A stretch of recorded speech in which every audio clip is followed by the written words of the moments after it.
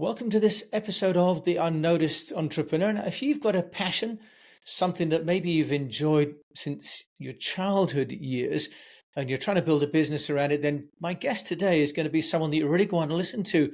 And also, if you're building a business that really struggles because it has maybe some compliance issues, it's in a sensitive industry, then again, my guest today is going to be someone you really want to listen to because he is building drones that are helping to monitor marine environments. And we're talking to an entrepreneur who's normally based near me here in the west of England, but today is in an unknown location in Latin America. It's quite secret, so we can't say where he is exactly. Matt Johnson, I hope that doesn't make it sound too much like James Bond is calling. Yeah, thanks, Jim, for that very exciting introduction. You're welcome. No, we're going to have you discuss Marble, which is this amazing company which is building drones. Matt, tell us about the foundation of this business and the passion that you've got for the problem that you're trying to solve. Yeah. I've been passionate about planes since I was very young. I usually say, I have pictures of me when I was 2 years old sitting on top of a stack of pillows next to my dad flying a general aviation plane. I ended up doing a career in aerospace engineering. Got pretty bored with it because large planes haven't changed much in the past 50 years. And interestingly, there's lots of things happening in unmanned aviation now, drones. So I started the company because in the UK, there weren't that many companies you could work for in that space. And pretty quickly just turned that passion for drones into drones specifically for monitoring marine environments. Because you see, the big issue is monitoring the sea is it's the hardest problem because it's a very, very large area and you need to monitor it constantly.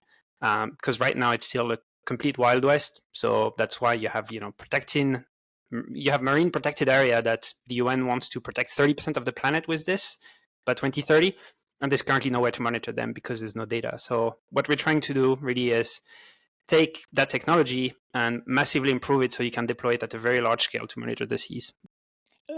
Matt, just for those of us that are uninitiated, what would a drone be monitoring at sea, and what would be the challenge, as it were, of running a drone out at sea? Well, I mean, the thing that typically drones monitor today at sea, and that's kind of a solved problem for those types of customers, is monitoring like borders, for example. So you have, for example, the boats that are crossing between France and the UK right now, the small boats. Home Office spends 200 million a year on monitoring those just with drones. But you can imagine that's ridiculously expensive, and only people doing border control or the military are going to be able to afford this, and that's only going to be in the wealthiest countries. The issue is going to be for, say, businesses. So you're going to have, for example, there are regulations now if you want to set up a wind farm that you need to do an environmental assessment before you install the farm and after it's been done so that you can see you haven't had much of an impact on the environment. Or you might have, countries in the Caribbean that have issues with border control, like drug trafficking, weapon trafficking. Don't know if you've seen what's happening in Haiti at the minute, where it's basically the state is failing. So you have countries around that are really worried, and they don't have 200 million a year to spend on drones. And so what we're doing is basically bringing down the cost massively so that we can empower, again, environmental protection, smaller countries to protect their maritime resources, all these types of use cases. It sounds a whole new area, and you've been building this out of the UK, but you've gone global. But this is a show about how you get noticed, Matt. And how do you build the brand of Marble? Because plainly, you're selling to governments there rather than consumers. These are, if like B2B or government purchases.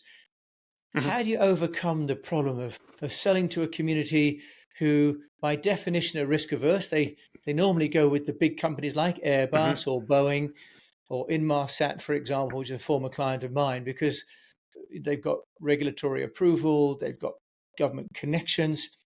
How did you and Marble break through that network of established connections? Well, I guess we kept going. That's how we made it happen, because there were plenty of mistakes along the way. Originally, we thought, it's going to be very hard to get that, say, £200 million contract that the UK does for monitoring the channel. Like, we're not going to do that as a startup. So we joined some framework you have with defense to get R&D money, and that's kind of like how the UK might fund you at an early stage. So we did a little bit of this, but you don't want to become dependent on that R&D money, because that usually doesn't lead to actually any procurement. And often as well, that money is funded for a specific problem that the customer identifies, but they might not actually be the right one to work on, because they, like a defense might be, oh, this is very exciting, and it's actually not. You as an expert in the field, that's not what you should be doing. So we did a bit of this. But then we saw, okay, let's actually sell to smaller governments, the one that can't afford that level of cost for their marine monitoring, and that didn't work, because at an early stage with a prototype, you can't really sell to those people either. So ultimately, through trial and error, mostly we ended up selling to nonprofits, which was an ideal starting point, because we could provide, even with a prototype, something that was of very, very high value to them, because they couldn't get, as you said, a drone from Boeing, for example. And so we did operation in a few different countries with an NGO. And those relationships were built, as you said, without marketing, because we're not trying to reach the general public. So it was mostly us trying to figure out, okay, who are the people that could use this? And then, going to trade shows, going to events, and through the sheer volume, managing to hit those people ultimately. I see. So you did mention there as well about costs. Is it possible for you to just share with us, what sort of price point are you marketing at compared to those big companies? Or if you don't want to give it an exact number, maybe percentages in terms of the positioning that you've taken with Marble vis-a-vis the big companies. So because it's a new market that is quite complex, there is no clear cost values, and people will pay vastly different amount for the same thing. As I said, for a politicized problem like small boats crossing the channel, the UK is going to pay a ridiculous amount. But long term, I think the metric is going to be the same as for satellite data. Is going to be the dollar per square kilometer at a given resolution, and it's going to be a higher dollar per square kilometer if you want more resolution. And then every time you want that image, you will have to repay. So if you want, monitoring every 30 minutes, then you'll pay every 30 minutes. If you want it once a day, you'll just pay once. Today, it doesn't work like that. So it's much harder to explain. But broadly, we're broadly 50 times cheaper per dollar per square kilometer. But that's what you need to do that, because if you want, again, to monitor for a wind farm, nobody's going to pay 200 million a year to monitor your wind farm. So yeah, presumably the wind farms don't move that fast either, do they? Compared to they don't need they don't immigrants. Exactly. But when you were going out to trade shows, were you doing that globally, or did you find the strategy was to sort of just stay close to home? We've done both. Definitely a larger volume in the UK, or in Europe, just because it being easier. We did some trade shows in Southeast Asia. Some of our leads came from trade shows in France as well. But the largest volume definitely in the UK. And to be fair as well, a large amount of those leads came from initiating conversation online without having to necessarily travel. Because people tend to be responsive when you reach out directly with a compelling story as to why you want to talk to them. So I think it's a combination of those face-to-face, mostly around where we are, and then reaching out online. Well, Matt, you talk about a compelling story. I am interested in the backstory of the name Marble, because it's not the most obvious to have a company name basically of stone for a drone. One would think it might be called, Drones Are Us, or, aqua drones, or something to do with drones in the water. Where does the name come from? Because that origin story sounds as though it's played a part as well in your success. It's interesting with that name is we do get quite a lot of requests for people wanting to sell us marble. So if you want good marble, I have plenty of recommendations. But so the name came from this. One thing I wanted to avoid was a reference to drones or UAVs or RPAS or UAS, because there's the vocabulary in our industry, it's constantly changing. And when I started the company in 2016, I don't know if you remember back then, but if you were to say drones, people weren't saying the toy quadcopters. They were thinking the drones that are used in the Middle East to fire weapons. And so I thought I don't want vocabulary to be tied to the company, because I don't know what that might you might end up being attached to based on how the vocabulary changes in the future. So that was like number one. I didn't want anything with drones or something. And then the second element was I started this company early on. I said out of passion for aerospace, and one of the things that drives me is building sustainable aviation. And the big airplanes in Airbus are really hard to decarbonize because it's really hard to make them electric. It's probably going to be hydrogen driven and very expensive projects. And so I thought if I want to work on electrification of aerospace, working on that at a smaller scale with drones is like an easier thing. So there was like that drive of having a simple name with no drones in it, and want something that resonates with environmental protection, like decarbonization. And so the name Marble came because the official name of the first picture, or one of the first picture that was taken of the Earth from space, is called the Blue Marble. That's the actual name of the photo. And that was at the time when there weren't many. And so that picture that illustrated, how small the Earth is relative to like the vastness of space, that picture ended up used a lot for early discussion about sustainability. So kind of like, Marble, simple name, no drones in it. And there is that tying it back up to sustainability. So that's why. Yeah, very, very interesting, because you've got a great narrative around a story, around a name. And the reason I'm interested in that is because the origin story of a company name gives the founder and the sales team a great introduction piece when you're going to meet people, doesn't it? It gives you a shared story that the potential customer is interested in hearing, because you get aligned. Presumably your clients are aligned with your vision and purpose, Matt, as well. But when it comes to the regulatory side, and I want to raise this because, I used to import cars to China, for example, and the regulatory side was as complex as the marketing, because I was able to sell cars, but then getting them through the system in China was as challenging. How are you, if you like, getting compliance so that you can keep doing the marketing to get the sales at the same time knowing that where you sell the drones will be able to actually take delivery of the drones? That's a very interesting question, especially in the drone space, because the drone space is heavily constrained by regulation. And that's, there are probably some regulation about imports, and like, when your performance makes it almost like borderline to a defense system, and there might be issues with this, but like that's almost second order to the main problem in the drone space, which is how do you operate the drone in a way that is safe and it doesn't impact other airspace users. So that's like, other airplanes, paragliders, gliders, whatever. And that problem isn't solved today, because you can imagine like the way when planes started flying 100 years ago, you didn't have robotic aircraft flying around. And so the way it was built, that infrastructure for people to fly in is just, it relies on people seeing each other. That's obviously just for a small plane. You can imagine the big one when you fly in clouds and stuff, like those planes can fly without seeing anything by using electronic means. But for the low altitude where drones fly, it's not based on this, it's people seeing each other.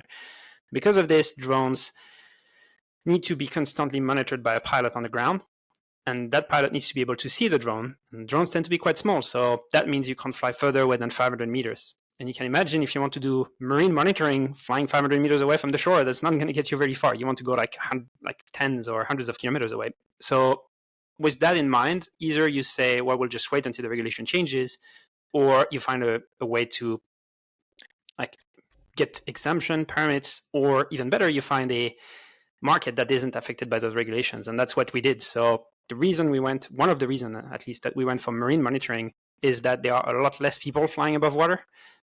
In general, you don't want to be flying with a small airplane like far away from the shore at low level, because if you lose your engine, because most of these planes have single engine, you're not going to glide back to the shore.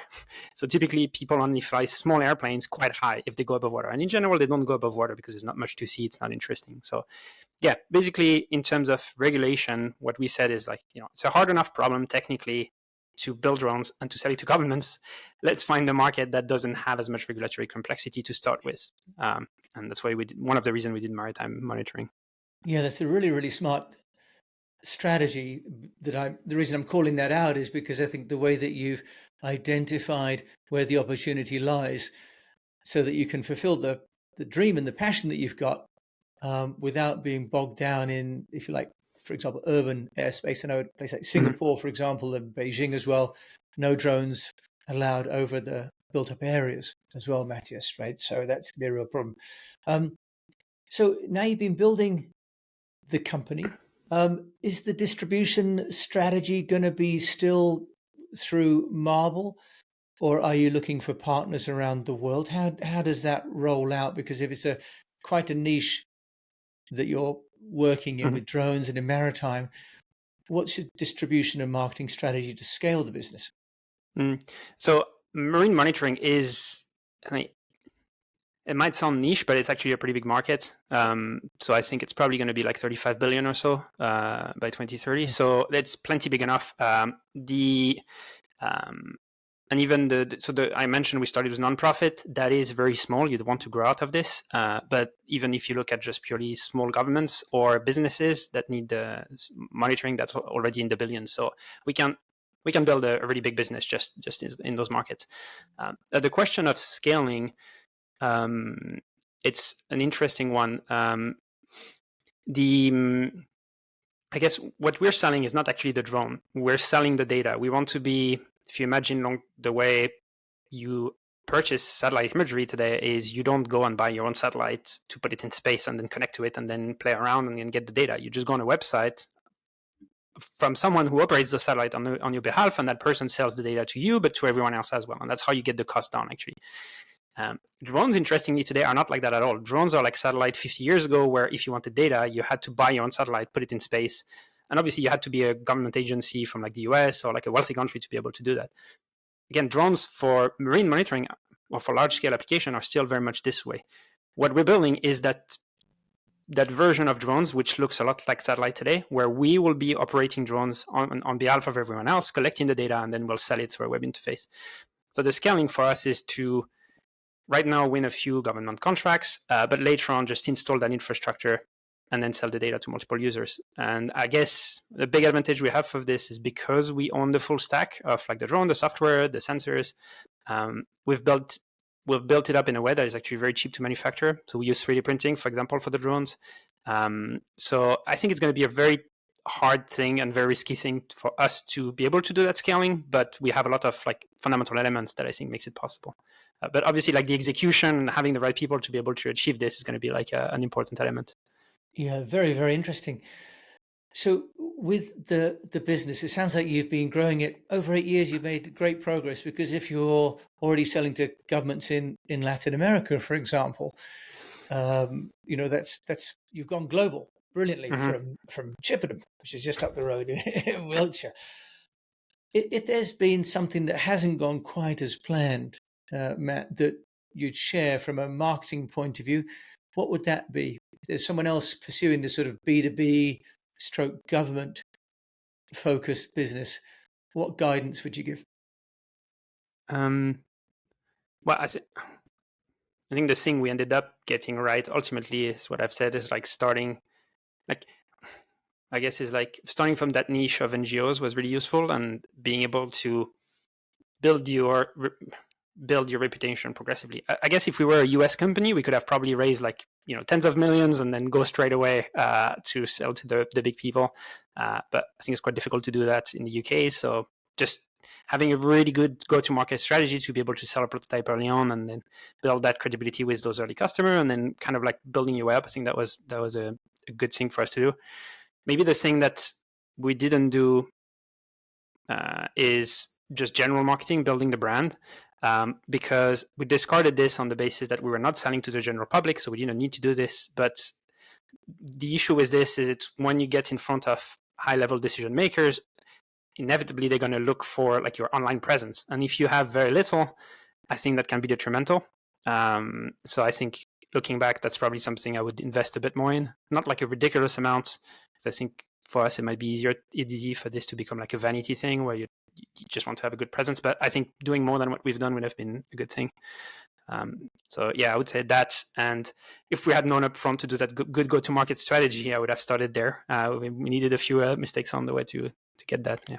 Yeah, interesting. And increasingly having a brand, especially for the founder as well. Presumably, Matt, you're doing more and more speaking engagements. Are you? What are you doing to raise the profile of you as the CEO?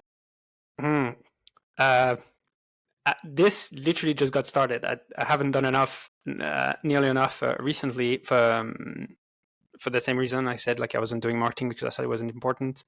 So I think I'd need to come on the podcast again in the future and tell you how impactful it's been that change we've made. But yeah, I haven't done enough. Speaking of, I mean, I've just been talking directly to individuals that I thought were the right one to talk to, but I haven't tried to raise the company brand or my brand personally. Okay, well, that sounds that every company goes through those different stages, don't they? And founders do as well. If there's one piece of advice that you'd give, because you have weathered the storm, I mean, you've managed to build the business of Marble over 8 years. You've managed to get through COVID, for example. Not to mention, we've had the war in Ukraine, which presumably has made some impact on drone availability and drone parts. What would be a tip, if you like, that you'd give a fellow entrepreneur on how to succeed? Hmm. Um, I mean, I think most things would be very like industry specific, so I don't know how general it would be. But I guess for me, the main thing has been being able to keep going. And I mean, for example, I mean, I went through an accelerator in London called Entrepreneur First. I don't know if you've heard of them, EF. And most companies that come out of this either go very big very quickly or they die out, and that's kind of like the VC market. That's what people want companies to do. Either like you generate return very quickly, but they don't want someone's going to take like 10 years to actually get somewhere. But for us, we needed that because our problem is very difficult. We're constrained by regulation, and so. But the only way for this to be true is to have someone who's going to like be relentless about like, keeping going. And the only way you do that is if you really really care about the problem.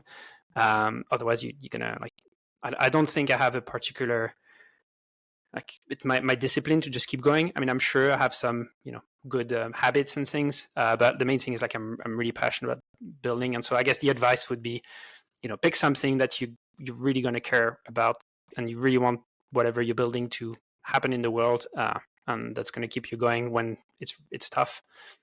So Yeah, that would be the main advice.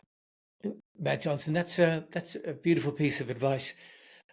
You're plainly spending a little bit of time on planes as well, the manned ones. When you're flying, what would you read? What would you take with the book to offer? Yeah, unfortunately I don't read enough. I think, but the one that I've frequently advised friends to read is a book called More Than My Share of It All by it's the biography from Clarence Kelly Johnson, who was the person who created the Skunkworks. So the Skunkworks that you might have heard of, it was started I think during World War II as a department of Lockheed Martin that was working on like the very fast moving projects, and ultimately was responsible for a lot of very famous airplanes, secretive airplanes in the 20th century. And I really like this book because if you come from an aerospace background, there aren't many great startups in the space or people really moving the needle outside of SpaceX. And so it's hard to find inspiration anywhere because large airplanes are the same today as they were 50 years ago. If you work at Airbus or Boeing, it's like everything is about like 3% better over 20 years. It's not really exciting, and it's hard to translate that into starting a company and telling yourself, I know we can make disruptive change very quickly, like because you can't see that anywhere, again, outside of like SpaceX. And that book is fantastic because it tells you the story of like the 40s, 50s, 60s, where they went from flying very slow airplanes to like flying Mach 3 and at like crazy altitudes. And they show how they did this on teams of like 20 or 40 people. And I remember reading this whilst I was in Airbus, and I was like, wow, actually a lot more is possible than what I can see around me. And I think it kind of got lost. So for people in this field or people building difficult hardware, I think this book's really good. So that would be my recommendation. That's wonderful. We'll put a link to that book in the show notes. Matt Johnson, founder and CEO of Marble. If you want to find out more about you and to connect with you and the mission that you've got with your drones and helping to connect, maritime and monitoring, how can they do that?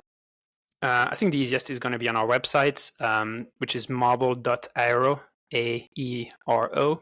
There's like a contact form, or otherwise the email is just contact@marble.aero. I think, and that's I think that would be the easiest to get in touch with us. Matt, thank you for joining me. I know you're in an undisclosed location in South America at the minute, so it makes it all sound pretty undercover, but appreciate you coming up for air and talking to me on the show today. Thank you very much, Jim. It was great chatting with you.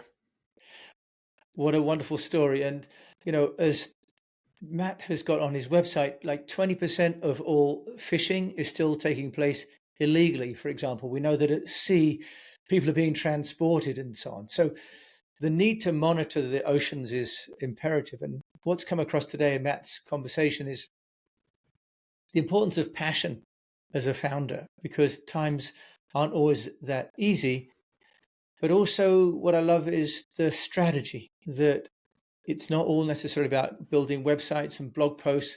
He's taken really a constructive approach by going to NGOs first, getting proof of concept in an organization that needs what he's got, but doesn't have the requirement for compliance that a government would have.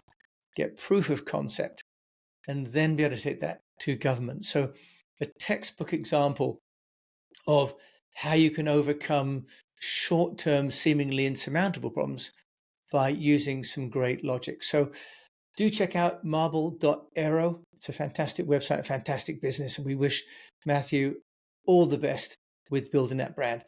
And until we meet again, I do encourage you to keep on communicating. You've been with me, Jim James, on the UnNoticed Entrepreneur Podcast.